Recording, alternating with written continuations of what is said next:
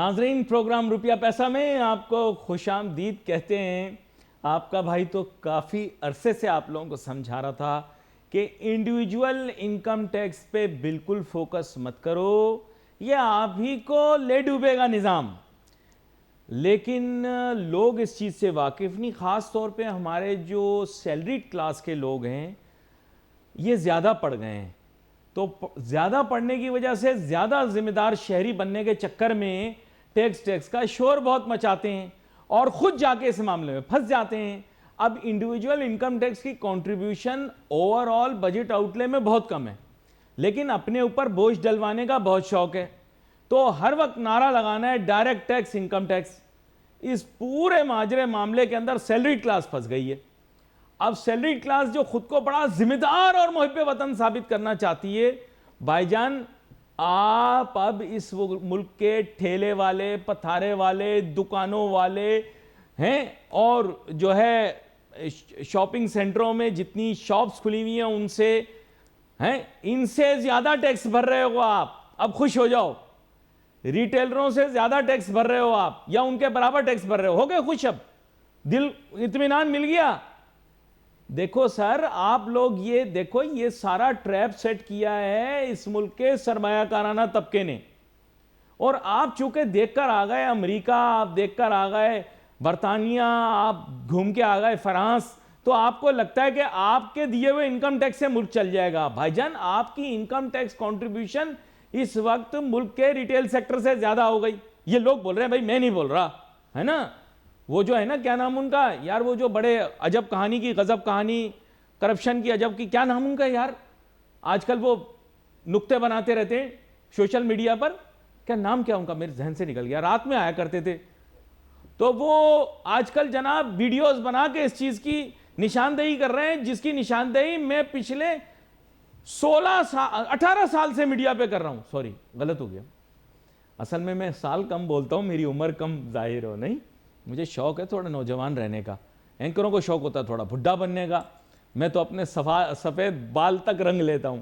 لیکن خیر اینی آپ کو بتانا چاہ رہا ہوں بھائی جان کہ مسئلہ اصل میں یہ ہے کہ اس ملک کی سیلریڈ کلاس کو الف بے پہ پتہ نہیں ہے۔ نہیں، میں ایک بات کرتا ہوں، اصل میں پرابلم یہ ہے کہ سیلریڈ کلاس اپنے پاؤں پہ خود ہتھوڑے مارتی ہے، کلہاڑیاں مارتی ہے، کیونکہ ان لوگوں کو بیچاروں کو پتہ ہی نہیں ٹیکس کا نظام کیا ہے۔ ارے بھائی آپ کی کنٹریبیوشن منسکول ہے، آپ اپنی کنٹریبیوشن کو بلون اپ کر کے دکھانا چاہ رہے ہو، خود پھنس رہے ہو ان چیزوں میں۔ ارے نمبر 1 پریورٹی یہ ہونی چاہیے۔ دیکھیں میں آپ کو بتاؤں، یہاں بیٹھے اس پروگرام میں تو نہیں، لیکن ایسے آمنے سامنے بیٹھے تھے شبر زیدی صاحب۔ شبر زیدی تو جانتے ہوگے، آج کل لوگوں کی سالگرہوں پر بھی جا کر جو ہے وہ لیکچر دے رہے ہوتے ہیں، کتاب بھی لکھ لی، اب تو پتہ نہیں کون سی روڈ ہے نا۔ تو یہ بھائی جان پروگرام میں بیٹھے ہوئے تھے، مجھے ابھی اس کی ریکارڈنگ نہیں مل رہی، نہیں تو میں چلوا دوں۔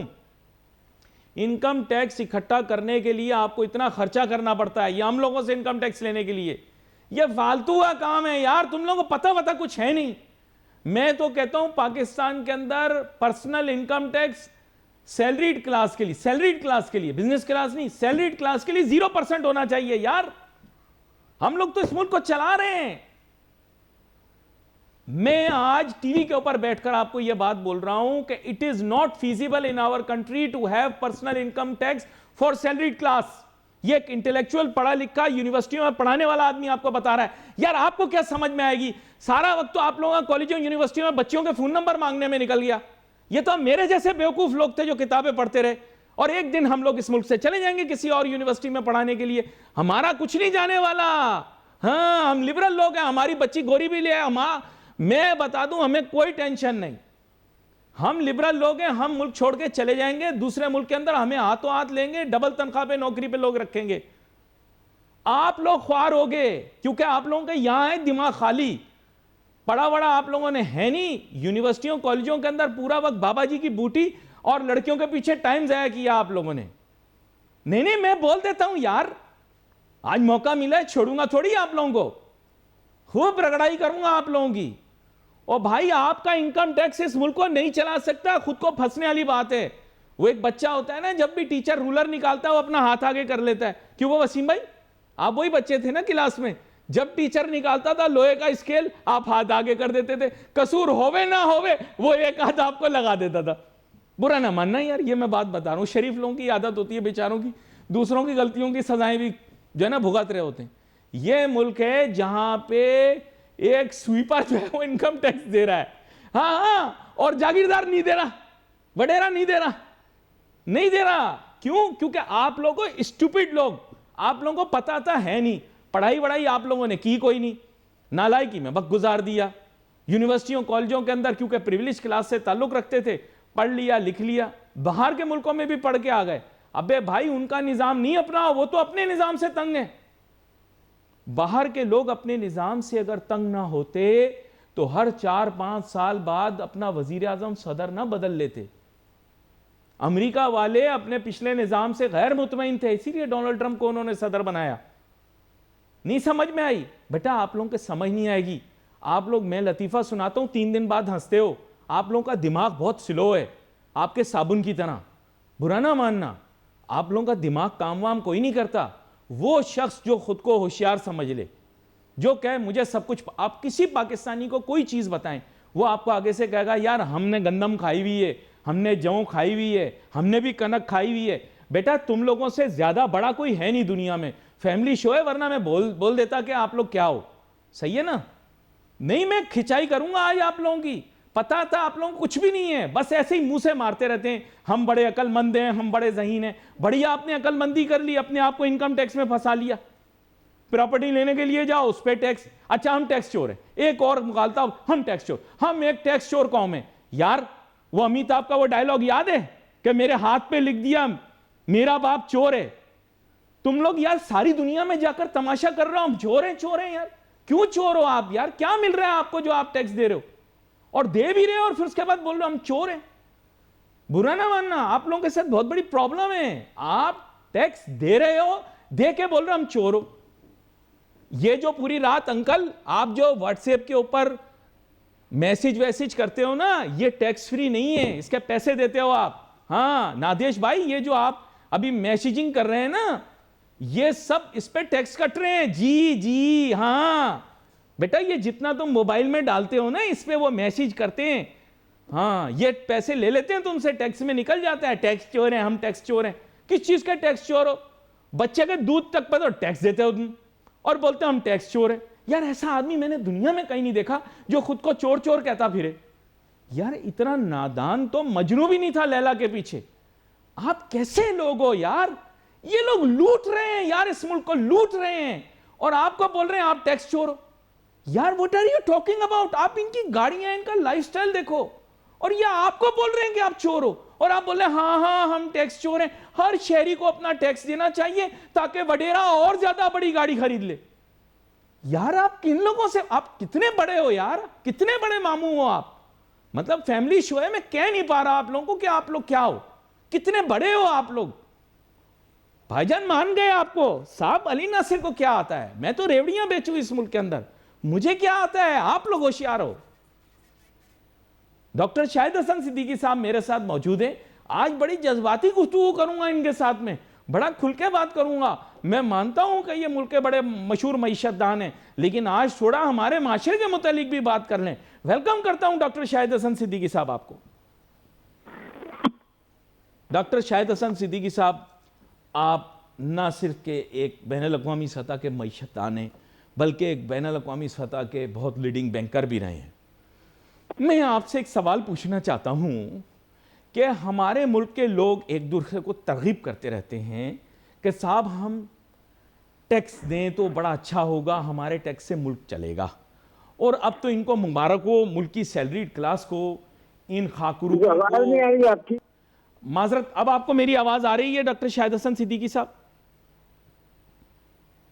اب آئیے تھوڑی سی. ڈاکٹر شاہد حسن صدیقی صاحب, آپ دنیا کے معروف معیشت دانوں میں سے گنے جاتے ہیں.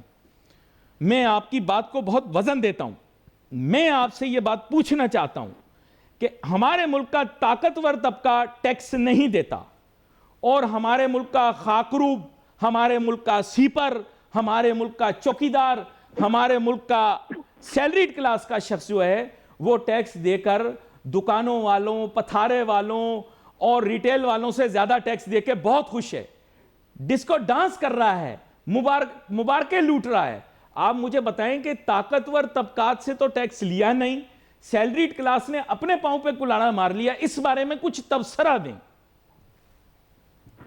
علی ناصر صاحب، آپ کا بے حد شکریہ. آپ نے کروڑوں غریبوں کے جو ہے وہ جذبات کی ترجمانی کی ہے، جن کو خود وہ خاموش ہیں، ان کو کوئی فکر نہیں ہے، لیکن بہرحال آپ ان کا درد کا احساس کرتے ہیں. تو میں تو صرف یہ عرض کروں گا کہ پاکستان میں جو ٹیکسوں کا نظام ہے وہ اشرافیہ کے ناجائز مفادات کا تحفظ کرتا ہے. یہ غیر منصفانہ ہے، یہ نظام غیر آئینی ہے، یہ نظام غیر اسلامی ہے. اس نظام سے معیشت کی شرح نمو جو ہے وہ سست رہتی ہے، پاکستان کی برآمدات متاثر ہوتی ہیں، مہنگائی میں اضافہ ہوتا ہے، بے روزگاری میں اضافہ ہوتا ہے، عوام کی زندگی، غریب عوام کی زندگی اجیرن ہو جاتی ہے، تعلیم اور صحت اور انسانی وسائل کی ترقی کے لیے زیادہ رقوم مختص نہیں کی جاتی، ترقیاتی اخراجات میں کٹوتی کی جاتی ہے.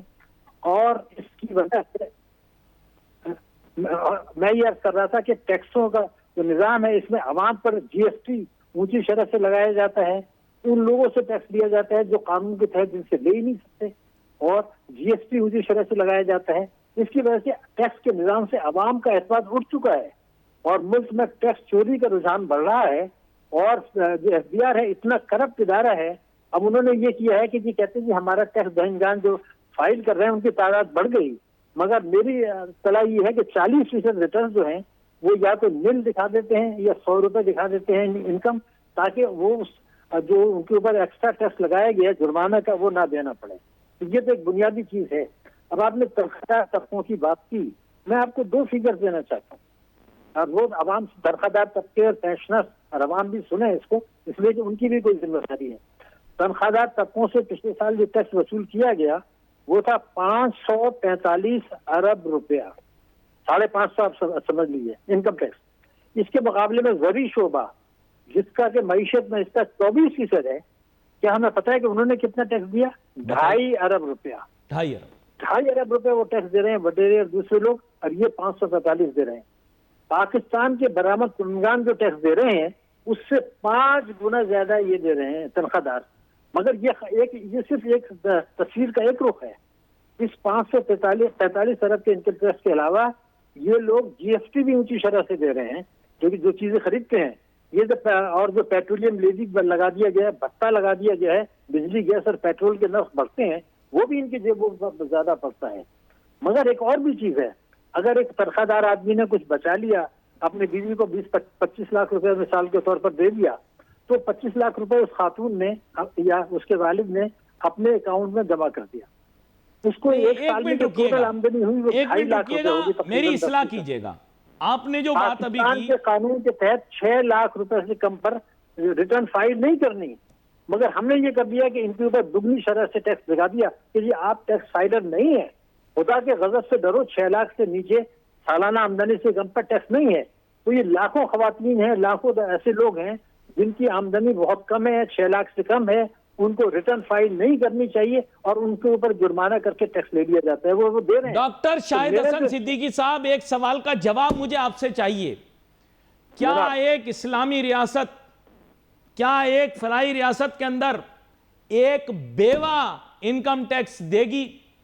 کیا ایک فلاحی ریاست کے اندر ایک سینئر سٹیزن، بزرگ جس کی عمر 60 سال سے زیادہ ہے، کیا وہ دربدر ہوگا ٹیکس فائل ریٹرن کرنے کے لیے؟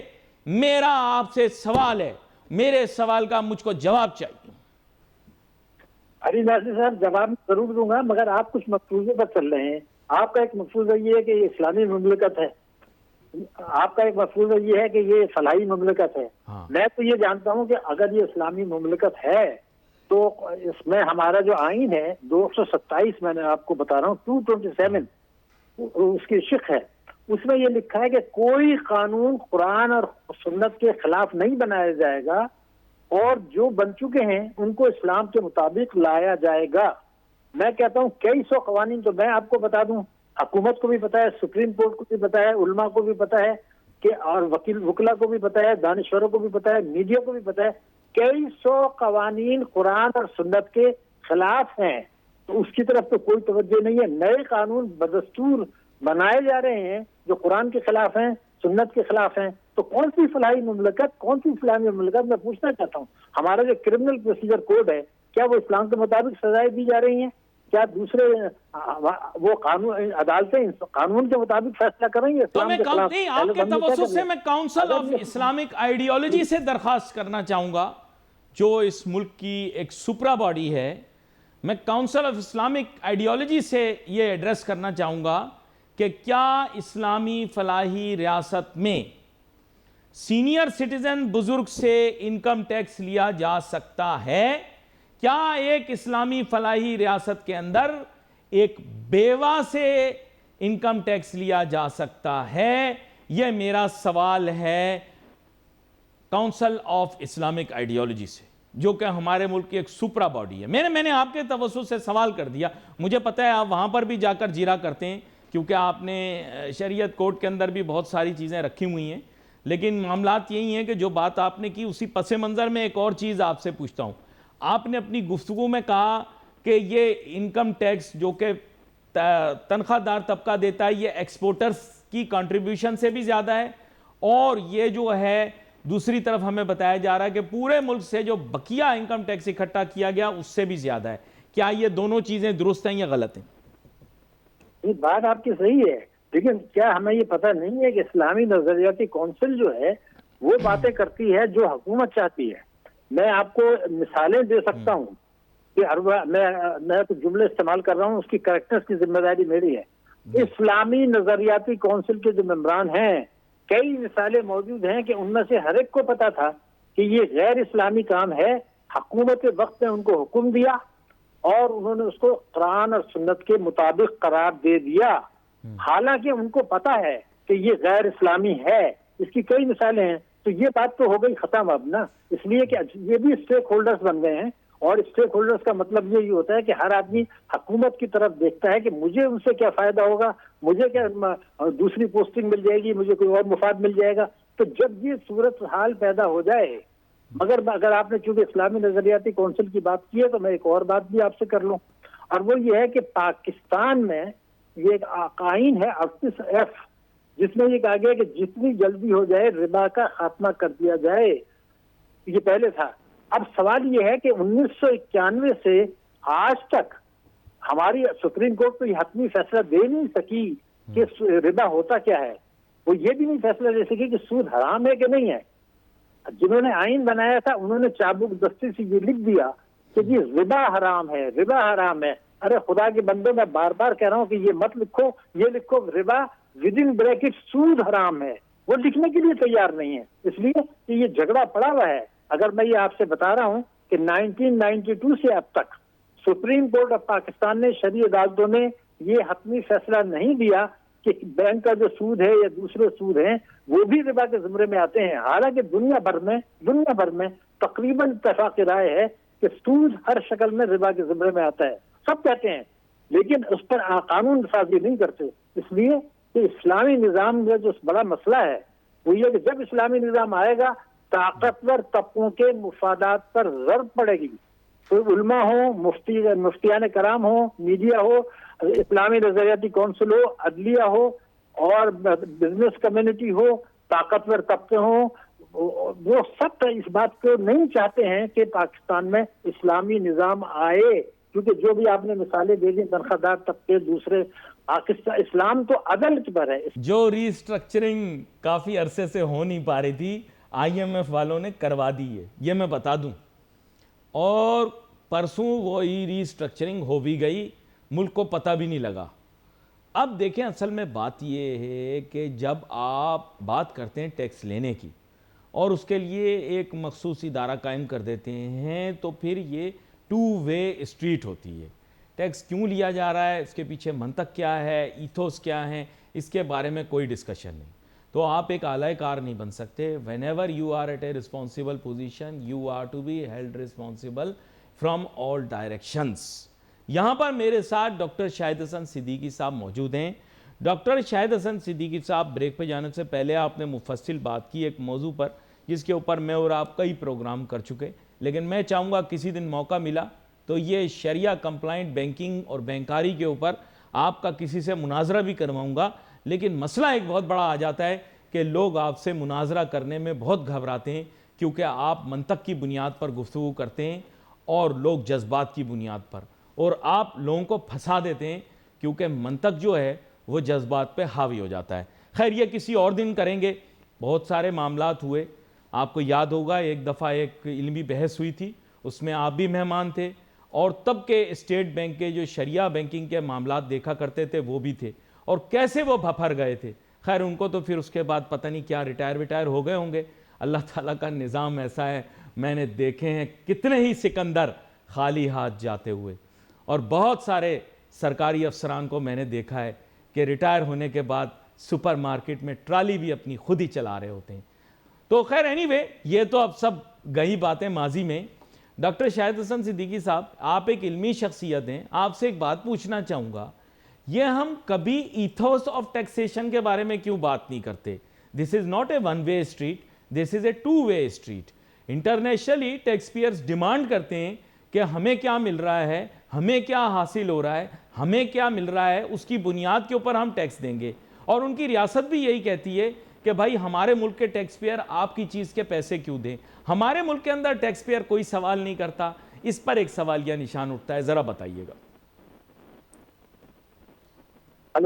ہلو جی ڈاکٹر شاہد حسن صدیقی صاحب، بیچ میں آپ کی آواز کٹ گئی تھی. سوال میں دوبارہ سے دہرائے دیتا ہوں اپنا سوال. میں یہ کہہ رہا ہوں کہ دنیا بھر کے اندر یہ ایک ٹو وے اسٹریٹ ہے، یعنی ایک جانے کا رستہ ایک آنے کا رستہ.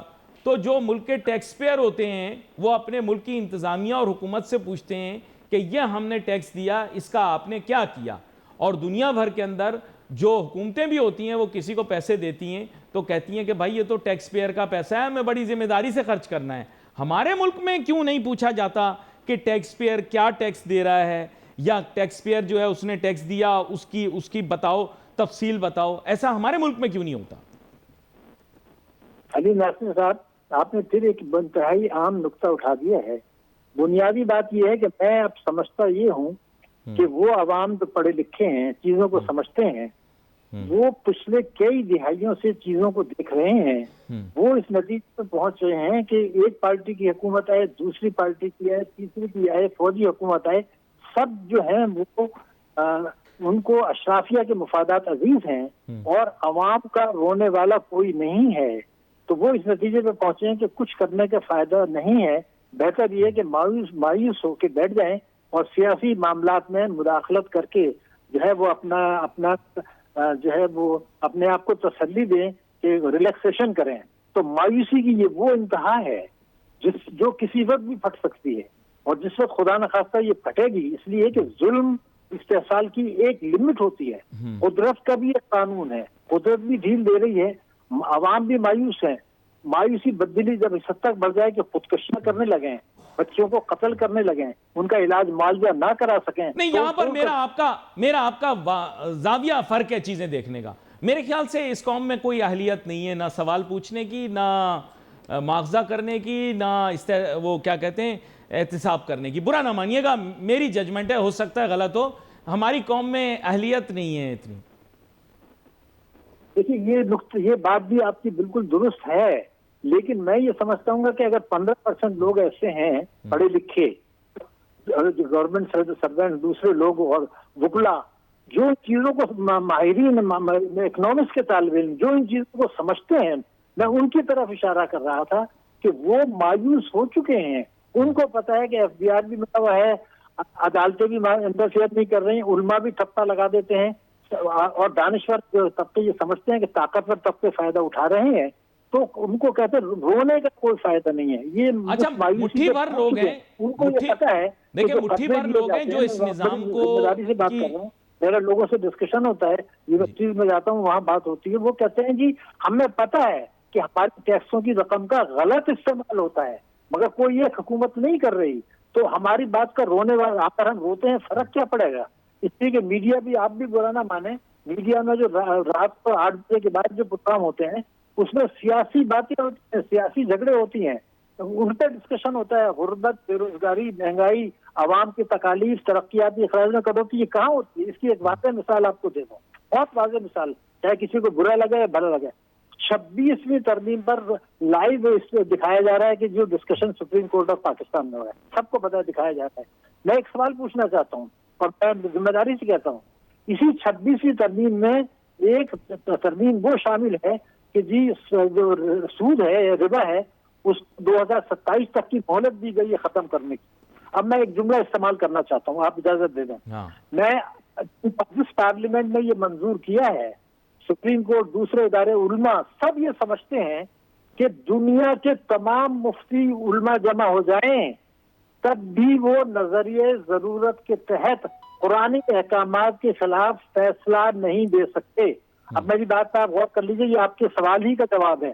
جب ہمیں یہ پتا ہے کہ جب قرآن نے یہ کہا 278 279 البقرہ کہ آج سے ربا ختم, آج سے ختم, رسول وسلم نے جو خطبہ دیا حج کا, اس میں یہ کہا کہ آج سے تمام سودے باطل ہو گئے, آج کے بعد سے کوئی سود نہ دیا جا سکتا ہے نہ دیا جا سکتا ہے. اس کی موجودگی میں 1992 میں 91 میں یہ فیصلہ ہوا تھا کہ چونکہ یہ قرآنی احکامات ہیں تو اس میں کوئی جو اس کے خلاف فیصلہ نہیں ہو سکتا, اس لیے یہ طے ہوا کہ 1 سال کی مدت 92 تک دے دی جائے تاکہ جو عملہ ہے اس کی تربیت ہو, اکاؤنٹس کی تیاری بنائی جائے, آڈٹ کی تیاری کی جائے, بینکوں کی تربیت کی جائے, تاجروں کی تربیت کی جائے. اس کے لیے مناسب بات تھی. بعد میں ڈسکشن کے بعد سپریم کورٹ آف پاکستان نے یہ فیصلہ دیا کہ 2002 تک کر دیتے ہیں, اور یہ کہا کہ یہ نظریہ ضرورت کے تحت ہے, یعنی قانون کے تحت نہیں ہے, مگر یہ کہا یہ مجبوری میں ہے کہ ہمیں ٹریننگ دینی ہے, تیاری کرنی ہے, قانون بدلنے ہیں. نظریہ ضرورت کے تحت دیا گیا تھا یہ 2002. اب یہ جو 2002 کے بعد اب 2027 کر لیا گیا ہے, سب کو پتا ہے کہ یہ غیر اسلامی ہے, سب کو یہ پتا ہے کہ قرآن کے خلاف ہے. علماء اس کے پیچھے ہیں, وہ سپورٹ کر رہے ہیں, دینی مذہبی جماعتیں اس کو سپورٹ کر رہی ہیں. سپریم کورٹ میں جو ڈسکشن 26ویں ترمیم میں چل رہا ہے, کسی کو یہ توفیق نہیں ہوئی کہ جی ہمیں تو کوئی دلچسپی نہیں ہے 26ویں ترمیم میں کیا فیصلہ ہوتا ہے. مجھے تو یہ دلچسپی ہے کہ وہ یہ کہہ دیں کہ 26ویں ترمیم میں جو 2027 تک سود کی اجازت دی گئی ہے, دنیا کے تمام مفتیان کرام جمع ہو کے بھی یہ فیصلہ نہیں دے سکتے. تو میں نے آپ کو کہہ دیا نا کہ کسی دن, میں پوچھنا چاہتا ہوں کہ سپریم کورٹ اس پہ بات کیوں نہیں کر رہی. میں نے آپ کو کہہ دیا کہ کسی دن اگر کوئی عالم دین, مفتی یا فقیہ راضی ہو گیا آپ کے ساتھ مناظرہ کرنے کے لیے, تو میں نے آپ سے کمٹمنٹ کر دی کہ یہاں ٹی وی پروگرام میں بلا کر آپ دونوں کا مناظرہ کرواؤں گا. لیکن اب کوئی راضی تو ہو. یہ بات آپ نے دوبارہ دہرا دی, پہلے بھی آپ نے کہی, میں نے تو آپ کو واضح کر دیا ہے کہ آپ کا اس موضوع پر میں مناظرہ کروانے کے لیے تیار ہوں. آپ نام بتائیں, میں صاحب کو بلاؤں گا یا انوائٹ کروں گا, اب وہ راضی ہو جائیں. لیکن آج میں بات ذرا ٹیکس کے اوپر کر رہا ہوں. یہ بات آپ نے بڑی اہم اٹھائی ہے, اس کی آپ نے نشاندہی بھی کر دی. لیکن میں آپ سے یہ جاننا چاہ رہا ہوں سر کہ اب آپ مجھے واضح کریں کہ جو احکامات ہو چکے اس کی روشنی میں اب پالیسی میکنگ ٹیکس کی کون کرے گا؟ ٹیکس کا سلسلہ کہ ٹیکس کتنا لینا چاہیے, ٹیکس کی شرح کتنی ہونی چاہیے, اس پر ماضی میں آپ کو پتا ہے جنگیں بھی ہوئی ہیں, انتشار بھی پھیلا ہے. بنو امیہ, بنو عباس اور اس کے بعد بھی آنے والی حکومتیں جو ہیں ان کے گرنے میں اہم وجہ ٹیکس یا جزیے کا نظام بھی رہا ہے. تو بھائی میں تو مان رہا ہوں آپ کی بات, آپ اس موضوع پر بھی تو بات کریں نا. علی ناصر صاحب, جو آپ بات کر رہے ہیں اس کا تعلق صرف معیشت سے نہیں ہے, اس کا تعلق صرف غربت اور بے روزگاری سے نہیں ہے, اس کا ڈائریکٹ تعلق پاکستان کی سلامتی سے ہے, اس کا ڈائریکٹ تعلق پاکستان کی سرحدوں کی سلامتی سے ہے. میں آپ کو اس لیے عرض کر رہا ہوں کہ یہ معمولی نقطہ نہیں ہے, کیونکہ میں نے پہلے بھی کہا تھا کہ جب ناانصافی حد سے بڑھ جاتی ہے تو پھر کسی وقت بھی کچھ بھی ہو سکتا ہے. اب آپ نے جو بات اٹھایا ہے, میں آپ کو ایک بات بتا دوں. دیکھیے ہمارے تاریخ میں تو بہت کچھ ہے, لیکن میں یہ بتا دوں کہ اسی پاکستان میں 1995 96 یا 2002 2003 میں کیا کہا گیا تھا وہ میں آپ کو بتا دیتا ہوں. 95 سے اب تک تقریباً 1 درجن دفعہ تمام پارٹیاں تمام فوجی حکومتوں نے ایک جملہ کہا ہے, وفاق اور صوبے ہر قسم کی آمدنی پر ٹیکس لگائیں گے بلا کسی استثناء. کوئی پارٹی تیار نہیں ہے اس کے لیے, کوئی فوجی حکومت تیار نہیں ہے. نمبر 1. دوسری بات یہ تھی کہ 2002 میں بڑی ایک اہم 2000 بڑی اہم بات کی گئی تھی کہ اگر ٹیکس ایمان سے لیا جائے تو جی ایس ٹی جو ہے وہ 5% پر آ جائے گا اور پیٹرولیم لیوی یا بھتہ جو ہے وہ ختم ہو جائے گا. اس وقت بھتہ معمولی تھا, اب وہ 80 سے اوپر آ گیا ہے, اور جی ایس ٹی جو تھا جس کی 5% کی بات ہو رہی تھی وہ اب 18% پر آ گیا, اور ٹیکس اور جی ڈی پی کا تناسب گر گیا, یہ گرا دیا گیا ہے. اس سے کئی فائدے ہو رہے ہیں, طاقتور طبقوں کو فائدہ ہو رہا ہے. ہم آئی ایم ایف چنگل میں رہیں گے, امریکہ بھی ہم سے خوش ہے کہ آئی ایم ایف کے پروگرام میں پھنسے رہنے کے لیے تیار ہیں, جو کہ خودکشی ہے.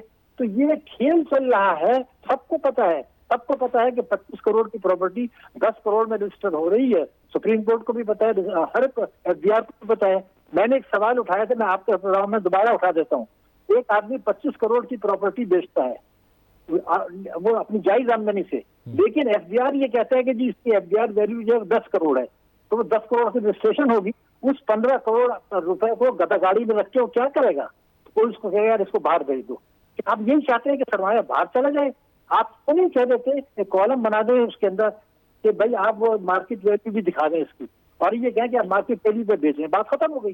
یعنی آپ یہ تک کرنے کے لیے تیار نہیں ہیں کہ پراپرٹی کو مارکیٹ ویلیو پہ بیچیں. نہیں تو میں آپ سے وہی تو جاننا چاہ رہا ہوں کہ یہ عمل اصلاح کی فکر ہے, نہ سیاست, یہ پاکستان کی سلامتی کے لیے خطرہ ہے, وہ غربت کے لیے نہیں ہے. کیونکہ ہم یہ بات میں آپ کی چلیں اتفاق کرتا ہوں, میں آپ سے یہ کہہ رہا ہوں کہ اب اصلاح نہیں, پرسوں جو معاملات طے پا گئے ہیں اس کے بعد یہ معاملات اصلاح کے اب ایف بی آر کی ڈومین میں نہیں رہے نا. اب یہ جو اصلاحات ہیں یہ کس کی ڈومین میں گئی ہیں یہ بتائیں آپ. اخبارات میں تو یہ خبر آئی ہے کہ آئی ایم ایف کے تقاضے پر اب یہ معاملات جو ہیں یہ حکومت خود دیکھے گی یا کسی کو دکھوائے گی. اب ہم کو یہ بتائیں کہ اب یہ اصلاحی عمل کون کرے گا, ہم یہ جاننا چاہ رہے ہیں. جی بالکل, آپ نے اہم بات کی. یہ ایک گٹھ جوڑ ہے پاکستان کی حکومت کا, پاکستان کی پارلیمنٹ کا, پاکستان کی صوبائی اسمبلیوں کا, آئی ایم ایف کا اور استعماری طاقتوں کا. اس کی وجہ یہ ہے کہ ہمارے وزیر خزانہ نے بار بار ایک ہی اعلان کیا ہے, وہ یہ کیا ہے کہ جناب ہم 2027 تک ٹیکس اور جی ڈی پی کے تناسب کو 13% پر لے جائیں گے. 13%. ماضی میں یہ 14.4% رہا کرتا تھا 95-96 میں, جبکہ جی ایس ٹی بہت کم تھا. تو اس کا مطلب یہ ہے کہ یہ آئی ایم ایف جو ہے وہ بھی کسی کے مفادات کا تحفظ کر رہا ہے, نیو گریڈ گیم کا. تو ان دونوں کے درمیان فیصلہ ہو چکا ہے کہ 2027 تک کوئی ایسی اصلاح نہیں کی جائے گی جس سے کہ پاکستان کے ٹیکسوں کا نظام منصفانہ ہو اور پاکستان کا ٹیکس اور جی ڈی پی کا تناسب بڑھے, عوام کو کچلے بغیر. جو بھی اصلاحات ہوگی اس میں یہ اصول ہوگا کہ طاقتور طبقوں پر بوجھ نہ پڑے اور پاکستان میں ٹیکسوں کا نظام منصفانہ نہ ہو. آئی ایم ایف اس میں اسٹیک ہولڈر ہے, پاکستان کی حکومتیں, صوبائی حکومتیں, F B R, state bank, یہ سب اسٹیک ہولڈرز ہیں. اس کے بعد تمام پارٹیاں, پارلیمنٹ اسٹیک ہولڈر ہے. اس میں یہ بات جب تک دباؤ نہیں پڑے گا, عوام ذمہ داریاں محسوس نہیں کریں گے, جن کو اللہ تعالیٰ نے علم کیا ہے, تعلیم دی ہے, پڑھے لکھے ہیں, وہ اس چیز کی توجہ نہیں کریں گے کہ اگر انہوں نے انصاف منصفانہ نظام کے لیے نہیں اٹھایا تو خدا نہ خواستہ پاکستان کی سلامتی کو خطرہ ہے, پاکستان کی معیشت کو خطرہ ہے, پاکستان کے عوام کو خطرہ ہے, اگلے نسل کو خطرہ ہے, اور ہم جو ہے نا کہیں بھی نہیں رہیں گے دنیا میں. ہماری فوجوں کی قربانیاں بھی ضائع جائیں گی, ہماری جو ہے طاقتور فوج کام کر رہی ہے, ہمارے پولیس قربانیاں دے رہی ہے, عوام قربانیاں دے رہی ہیں, سب کچھ ہو رہا ہے. دفاعی معاہدہ بھی ہم کر رہے ہیں, مگر ہم اپنے ملک کو نہیں بچا سکیں گے. لیکن اگر عقل نہیں لے کے آئے, اگر غیر منصفانہ کام کیا, اگر استحصال کیا, اگر ظلم بڑھا, تو حضرت علی نے فرمایا تھا کہ کفر کا نظام چل سکتا ہے مگر ظلم کا نہیں. بھارت میں کفر کا نظام کامیابی سے چل رہا ہے, ہمارے اسلامی جمہوریہ پاکستان میں نہیں چل رہا. ظلم کا انصاف ہے.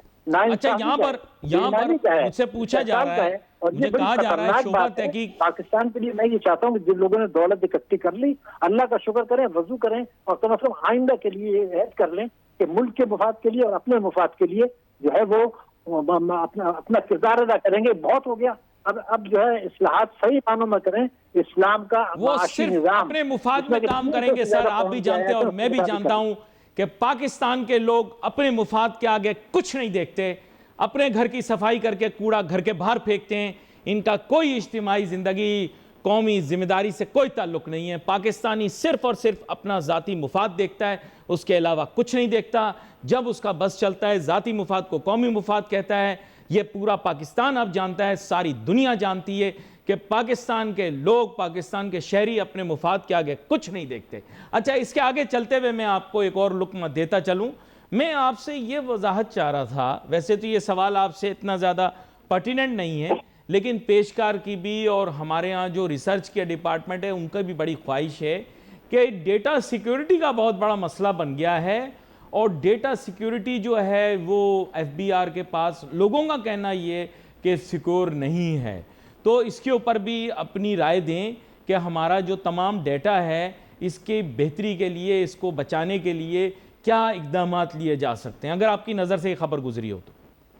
نہیں، پہلے سوال تو یہ کہ کیا ہم چاہتے ہیں واقعی یہ بھی، اگر آپ کی ہماری یہ فیصلہ ہم نے کر لیا ہے کہ اقتدار کو طول دینے کے لیے، ڈالر حاصل کرنے کے لیے جس طرح ہمارے معیشت کو لڑکھڑا کے چلایا جائے گا اور اس کو کمزور بنیادوں پر رکھا جائے گا، اس کو عوام اور حکومت کا اعتماد کا بحران بڑھایا جائے گا، جب تک یہ کام چل رہا ہے وہ ہمیں قرضے دے کے گزارا کرتے رہیں گے۔ وہ نہیں چاہیں گے کہ پاکستان میں کوئی ایسا اقدام اٹھایا جائے جس سے پائیدار بہتری کی بنیاد پڑے۔ یہ بات میں کم سے کم 92 سے جب سے میں بات کر رہا ہوں یہی دیکھ رہا ہوں۔ کوئی حکومت آئے سب اسی کے گرد گھوم رہے ہیں، سیاسی نعرے کچھ بھی لگائیں، کوئی ایسی اصلاحات کرنے کے لیے تیار نہیں ہے جہاں ملک میں پائیدار بہتری آئے۔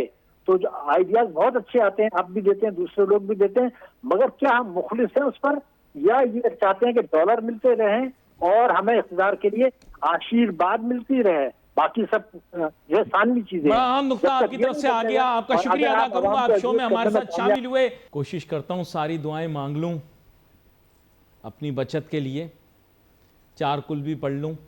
اس کی وجہ یہ ہے کہ ہماری قوم کو نا سچ پسند نہیں، اور مجھے ایک بزرگ نے دعا دی اور ماں باپ کی تربیت بھی یہی ہے کہ سچ بولو، اور ٹی وی کے اوپر ظاہری بات ہے منہ سے سچ نکل جاتا ہے۔ ترقی کی راہ میں بہت بڑی رکاوٹ ہے اس ملک کے اندر سچ بولنا۔ تو خیر ٹیکس کے نظام پہ بھی آج بہت ساری باتیں سچ نکل گئیں۔ بھائی آپ لوگوں سے، پوری قوم سے میں معافی چاہتا ہوں۔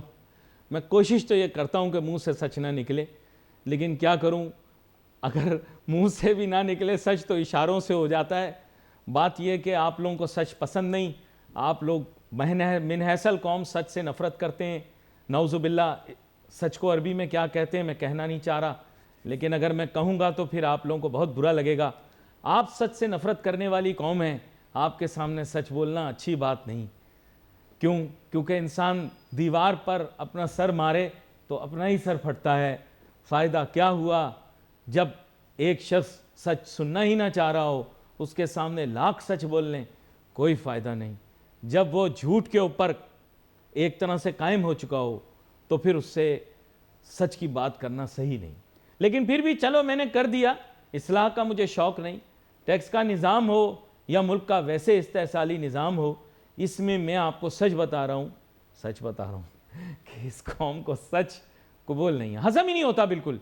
جیسے وہ مثال تو نہیں دے سکتے کہ وہ ہضم نہیں ہوتا۔